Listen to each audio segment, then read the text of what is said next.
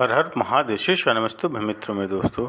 चलिए एक बार फिर आप सभी शुभ भक्तों को मेरी चैनल शाम सदस्य में स्वागत करता हूं। आशा करता हूं आप सभी स्वस्थ और फिट होंगे। चलिए मित्रों, आज मैं आप सभी शुभ भक्तों को धनतेरस से पहले ज़रूर जान लीजिए कि हमको क्या खरीदना शुभ होगा और क्या अशुभ।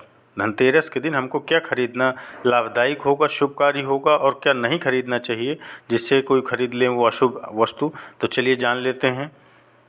चलिए मित्रों, जानिए, समझिए और वीडियो को अंत तक अवश्य देखिए। धनतेरस आज से ही दीपावली का 5 दिवसीय उत्सव प्रारंभ हो जाता है। इस बार धनतेरस शास्त्र के अनुसार इस दिन भगवान धन्वंतरी कुबेर जी की पूजा का विधान है। ऐसा कहा जाता है कि धन्वंतरी भगवान साक्षात विष्णु भगवान के अवतार। हम सभी जानते हैं जब समुद्र मंथन हुआ था तो भगवान धन्वंतरी अमृत का कलश लेकर आए थे। मान्यताओं के अनुसार अगर इस दिन सच्चे मन से विष्णु अवतारी धन्वंतरी भगवान का कोई पूजन करता है, कुबेर की पूजा करता है, तो उसका जीवन धन के लोभ में या धन के कमी में नहीं व्यतीत होता, स्वास्थ्य भी उनका ठीक रहता है।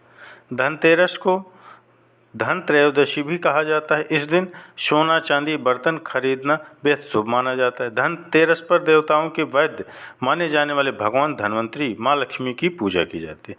धनतेरस पर लोग इस कामना के साथ नया सामान घर में लाते हैं कि उनके घर में सुख समृद्धि बनी रहेगी। लेकिन एक बात और ध्यान रखें कि कुछ बर्तन लाने चाहिए और कुछ बर्तन नहीं लाने चाहिए। इसलिए हमें इस बात का विशेष ध्यान होना चाहिए कि हम क्या बर्तन खरीदें और क्या नहीं खरीदें। भगवान, अब आइए इस पे चर्चा कर लेते हैं। भगवान धन्वंतरी की धातु पीतल मानी गई है, इसलिए धनतेरस के दिन पीतल के बर्तन खरीदना बहुत शुभ माना जाता है। पीतल के अलावा धनतेरस के दिन सोने चांदी तांबे आदि का सामान बर्तन खरीद सकते हैं।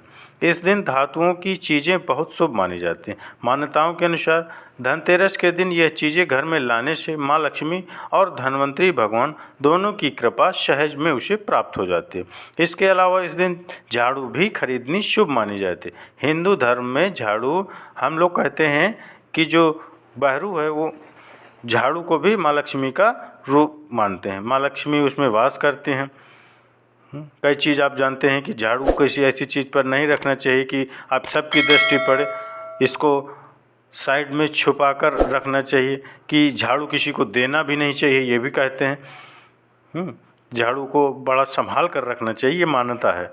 इस दिन नई झाड़ू भी लानी चाहिए और कहते हैं जो लोग इस दिन नई झाड़ू लाते हैं माँ लक्ष्मी का आगमन माना जाता है। धनतेरस के दिन लोहा खरीदना कभी भी शुभ नहीं माना गया है। धनतेरस पर कोई भी लोहे की नुकीली चीज़ें भूलकर भी नहीं खरीदनी चाहिए, इससे आपको हानि हो सकती है। साथ ही धनतेरस पर एल्युमिनियम की जो चीज़ें होती हैं वो भी खरीदने से बचना हमको चाहिए। धनतेरस वाले दिन मैं आपको एक मंत्र और बताता हूँ। अगर आप इस मंत्र को ज़्यादातर जाप करते रहें तो कुबेर की कृपा आपके ऊपर अवश्य बनेगी। तो धनतेरस के दिन पूजा के दौरान आपको जो मंत्र बोलना चाहिए, ओम ह्रीं कुबेराय नमः, इस मंत्र का जाप करते रहें।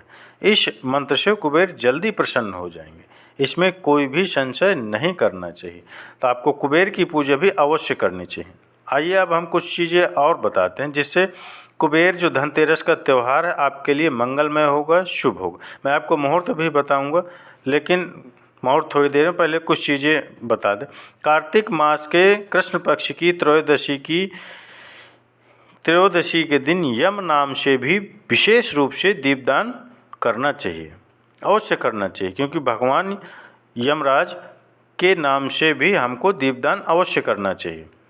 परंपरा है कि आस्था और विश्वास से जुड़े इस पर्व पर जुड़े यम की साधना धार्मिक दृष्टि से अत्यंत महत्वपूर्ण मानी जाती है। धनतेरस वाले दिन महिलाएं यम के लिए घर के दरवाजे पर चार तरफ बत्ती वाला दीपक, 4 बत्ती वाला दीपक, आटे का चौमुखी दीपक, आपको 4 बत्तियों वाला दीपक, आटे का दीपक अगर हम लोग बनाएं तो ज़्यादा शुभ है। अगर आटे का दीपक ना भी मिले तो हम बाज़ार से मिट्टी का जो दीपक है वो ला सकते हैं, लेकिन पहला प्रयास करना चाहिए कि हम आटे का दीपक बनाएं और 4 बत्ती उसमें लगाएं और पूजा कर के बाद दीपक जलाकर दक्षिण दिशा की ओर मुख कर मृत्यु नाम दंड पाशाभ्याम कालेन श्याम मया श त्रयोदश्याम दीपदान सूर्यज प्रियताम मम, इस मंत्र का जाप करते हुए यम की पूजा हमें अवश्य करनी चाहिए।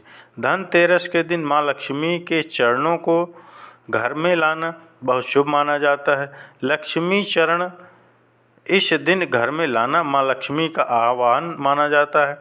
इस दिन घर में माँ लक्ष्मी के चरणों को घर में लाना उन्हें अपने घर में निमंत्रण देने के समतुल्य माना गया। धनतेरस पर लक्ष्मी जी के 2 चरण घर में लाने चाहिए।